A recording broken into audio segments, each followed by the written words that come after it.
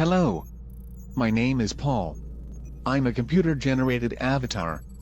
I will be guiding you through the process of using Wireshark to analyze a denial-of-service attack. With constant and ever-increasing online threats against network computer systems, it is essential to have a solid comprehension of network security. Understanding the fundamentals and necessities of using a network packet analysis tool such as Wireshark is key to pinpointing how, where, and when an attack happened. If users are able to capture and understand network traffic at the packet level, they will then have the capability to analyze, troubleshoot, and recognize any network that has suspicious traffic with malicious intentions, and they will have the necessary tools to prevent these types of attacks. To understand how a SYN flood attack works, it helps to know how a TCP connection with a server is established. The TCP connection is established using what is known as a three-way handshake. In this process, a host sends a SYN, synchronize, request message to another host, server, to ask for a connection. Then the server acknowledges this connection request by sending a SYN-ACK, synchronize acknowledgement, message back to the requesting server. The final step of the handshake is when the original host sends an ACK, acknowledgement, message back to the server, which completes the establishment of the connection, and now data transfer can begin. In a SYN flood, the attacker transmits a large quantity of SYN packets to the server using spoofed IP addresses, which induces the server to send a reply, SYN-ACK, and leave its ports half open. This causes the destination server to wait, which consumes the server's resources. The connection will eventually time out, but the attacker continues to flood the server with numerous malicious SYN requests. This ongoing flood of malicious SYN request messages stops legitimate SYN requests from connecting and essentially takes down the network.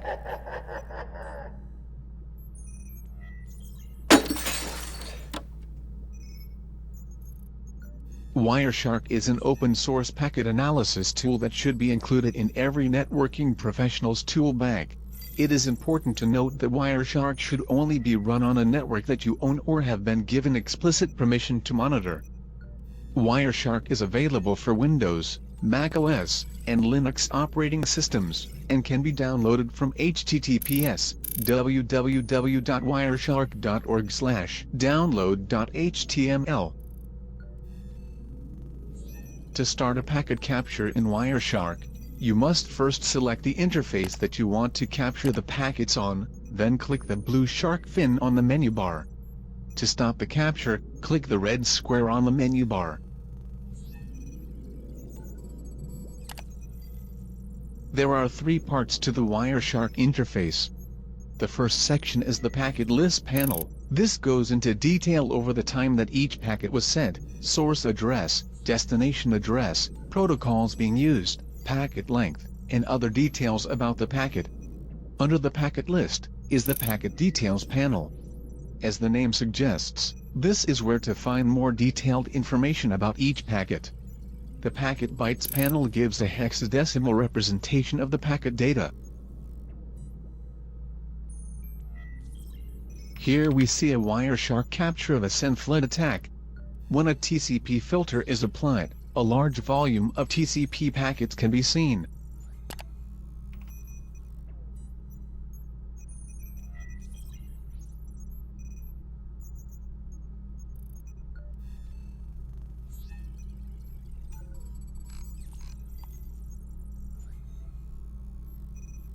Upon closer inspection, you can see that the packets are coming from two sources, 192.168.0.11, which is the targeted computer's IP, and 147.248.219.59, the attacker's spoofed IP. You will also notice that the packets are being sent from multiple ports to a single port on the target machine. Port 80. As we scroll through the list, we start to notice multiple SYN packets without SYN-ACK replies. The target machine is now starting to become overwhelmed. A little farther down, we can see that the target machine is now resending multiple SYN-ACK transmissions. And finally, the target machine begins sending connection reset requests. These are almost always a sure sign of a denial of service attack.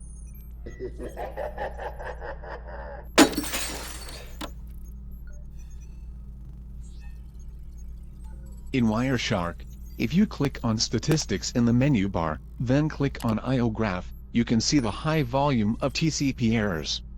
They even go over 5,000 packets per second at the highest point.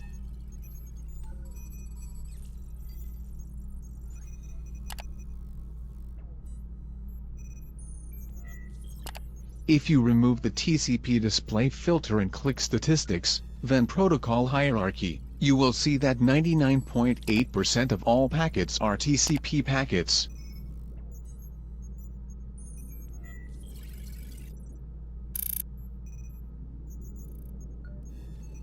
There are multiple ways to prevent a SYN flood attack. A process called filtering can be used within server firewalls to block incoming malicious SYN requests. A rule can be set up to drop a group of unusual IP addresses. The process of using proxies is when a certain threshold is exceeded within the destination server, then connection procedures are sent to a proxy server to monitor. The proxy server monitors them until they are completed and then returns them to the destination server. SYN cookies is a process that can be activated when a threshold of SYN requests are received by a server. The destination server responds to the SYN request message by dropping the original SYN packet and sending back an encrypted SYN-ACK packet. If the destination server receives an appropriate response, it will allow the connection to be established. If it doesn't get an appropriate response, it will note the requesting SYN as a SYN flood attack and terminate the half-open connection. As long as threats against networks persist, it is imperative to have a strong security foundation. Network evaluation tools like Wireshark are indispensable for identifying and preventing these types of intrusions.